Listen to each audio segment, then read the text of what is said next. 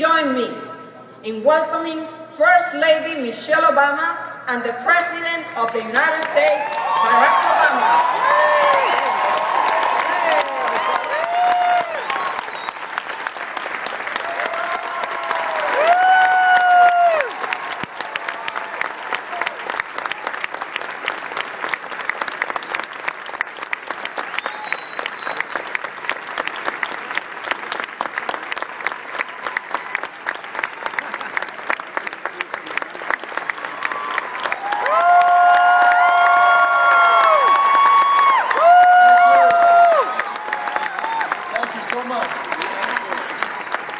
Thank you, everybody. Everybody, thank you so much. Please have a seat. Thank you. Thank you so much. Thank you very much. Thank you to Senator Menendez and to the chairwoman of the Congressional Hispanic Caucus, Congresswoman Velasquez, for those extraordinary introductions, but more importantly for the outstanding work that you do each and every day. Please give them a huge round of applause.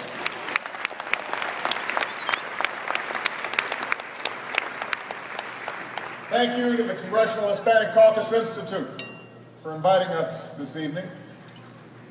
Michelle and I are thrilled to be here with so many friends to kick off Hispanic Heritage Month. I want to acknowledge a few people before I begin my remarks. First, somebody who I believe is going to go down in history as one of the greatest speakers of the House of all time. Nancy Pelosi is here.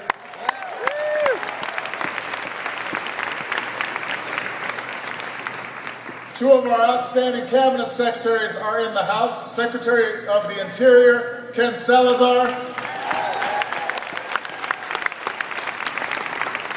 and our wonderful Secretary of Labor, Hilda Solis.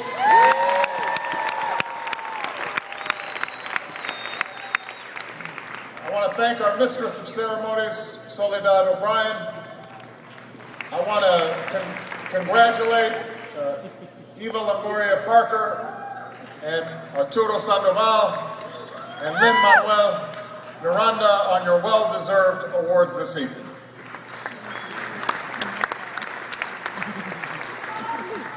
I love you back.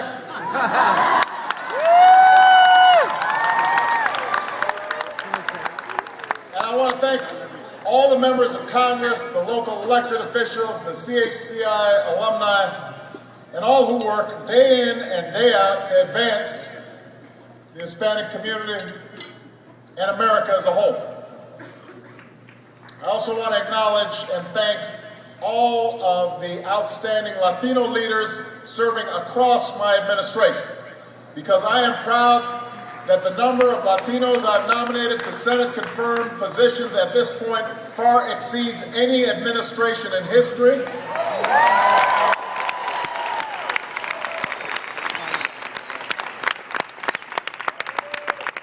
And I'm especially proud that a whole bunch of them are Latinas.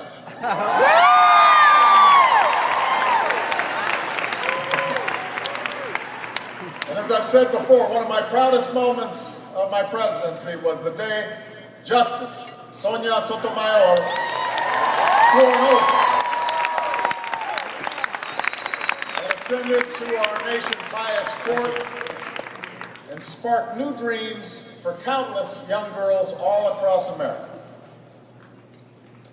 Now, some of you may remember I first joined you here 2 years ago as a candidate for this office. And we spoke then about how, after years of failed policies here in Washington, after decades of putting off the toughest challenges, we had finally reached a tipping point.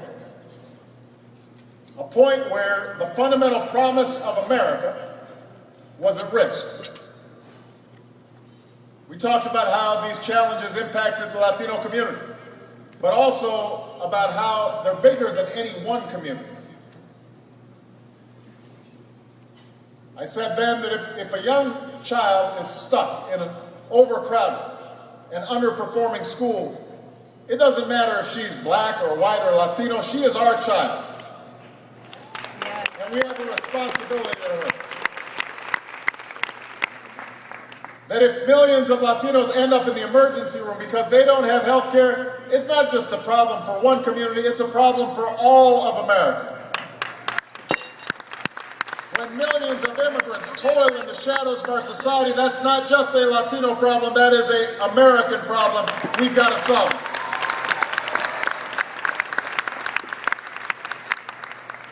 As Dr. King told Cesar Chavez all those years ago,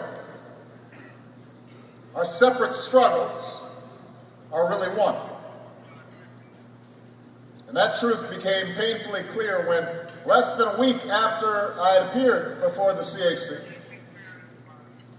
some of the biggest Wall Street firms collapsed and the bottom fell out of our economy. Millions of families across America were plunged in the deepest recession of our lifetimes. And the Latino community that had been hard hit before the recession was hit even harder. So when I took office, I insisted that we could only rebuild our economy if we start growing the economy for all of our people, not just some of our people. If we provided economic security for all of our working families, all across America. We had to renew the fundamental idea that everybody in America has a chance to make it if they try. No matter who they are, no matter what they look like, no matter where they come from or where they were born. That's the idea that drives us. The chance to make of our lives what we will. And I know that many of you are thinking tonight about a task that is central to that idea.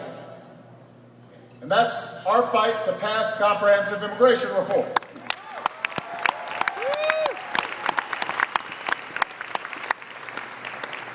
I know that many of you campaign hard for me. And understandably, you're frustrated that we have not been able to move this over the finish line yet. I am too. But let me be clear. I will not walk away from this fight. My commitment is getting this done as soon as we can. We can't keep kicking this challenge down the road. Now, there's no doubt the debate over how to fix all this has been a fractured and sometimes painful one in this country. And let's face it, there are some who seek political advantage in distorting the facts and in dividing our people. We've seen it before. Some take advantage of the economic anxiety that people are feeling to stoke fear of those who look or think or worship differently, to inflame passions between us and them. I have news for those people. It won't work. There is no us and them. In this country, there's only us. There's no Latino America or Black America or White America or Asian America. There's only the United States of America. All of us. All of us joined together. Indivisible. If we appeal to the American people's hopes over their fears, we'll get this done. We already know what this reform looks like. Just a few years ago, when I was a senator, we built a bipartisan coalition around a basic framework under the leadership of Senator Kennedy and Senator McCain and President Bush. We rallied with leaders from the business community, the labor communities, and religious communities.